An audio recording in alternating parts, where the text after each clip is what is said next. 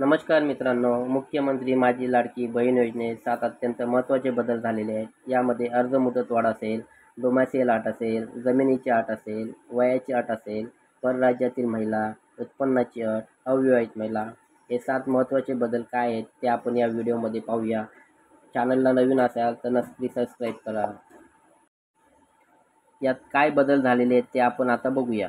मुख्यमंत्री माझी लाडकी बहीण या योजनेच्या संदर्भात निवेदन करू इच्छितो. यामध्ये पहिली अट काय होती की मुदत आपल्याला 15 जुलैपर्यंत ठेवण्यात आली होती. सदर योजनेची अर्ज करण्याची मुदत 1 जुलै 2024 ते 15 जुलै 2024 पर्यंत ठेवण्यात आली होती.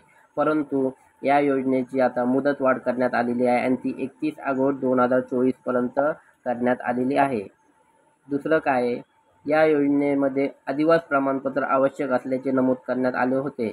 ही खूप अत्यंत आणि महत्त्वाचा बदल करण्यात आलेले आहे की ज्यांच्याकडे अधिवास प्रमाणपत्र नाही, ज्या महिलांकडे अधिवास प्रमाणपत्र नाहीत त्यांच्यासाठी काय बदल करण्यात आलेले आहेत, तर त्याऐवजी 15 वर्षापूर्वीचे 1 म्हणजे रेशन कार्ड, 2 म्हणजे मतदान ओळखपत्र, 3 म्हणजे शाळा सोडल्याचा दाखला, 4 म्हणजे जन्म दाखला. या 4 पैकी कोणते एक ओळखपत्र असेल तरी ती महिला आता अर्ज करू शकते. हे खूप महत्त्वाचा बदल झालेला आहे.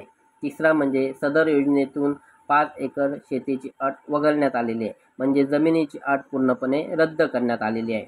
चौथा बदल काय झालेला आहे, तर या अगोदर 21 ते 60 वर्ष असणाऱ्या महिलांनाच अर्ज करता येऊ शकत होता, तर आता त्यात बदल झालेला आहे की 21 ते 65 म्हणजे 5 वर्ष वाढवलेत. 21 ते 65 वर्ष असणाऱ्या महिला देखील यात अर्ज करू शकतात. पाचवा बदल काय आहे, परराज्यात जन्म झालेल्या महिलांना महाराष्ट्रातील अधिवास असणाऱ्या पुरुषाबरोबर विवाह केला असेल, म्हणजे परराज्यात जन्म झाला आहे परंतु त्यांनी महाराष्ट्रात अधिवास असणाऱ्या पुरुषाबरोबर लग्न केलं असेल, तर त्यावेळी पतीचा एक जन्म दाखला, शाळा सोडल्याचा दाखला आणि अधिवास प्रमाणपत्र असेल तरी त्या महिलेला अर्ज करू शकते.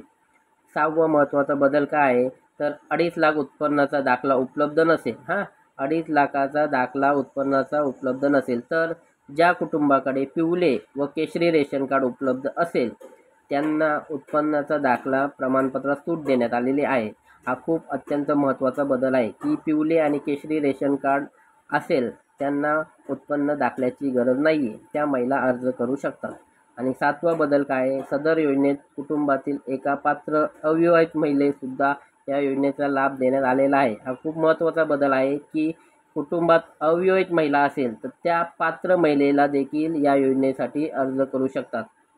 असे या योजनेत 7 खूप महत्त्वाचे बदल झालेले आहेत. हे बदल मी तुम्हाला या व्हिडिओतून सोप्या भाषेत सांगण्याचा प्रयत्न केलेला आहे. व्हिडिओ आवडले असल्यास नक्की इतरांना शेअर करा आणि चॅनलला नवीन असाल तर नक्की सबस्क्राईब करा.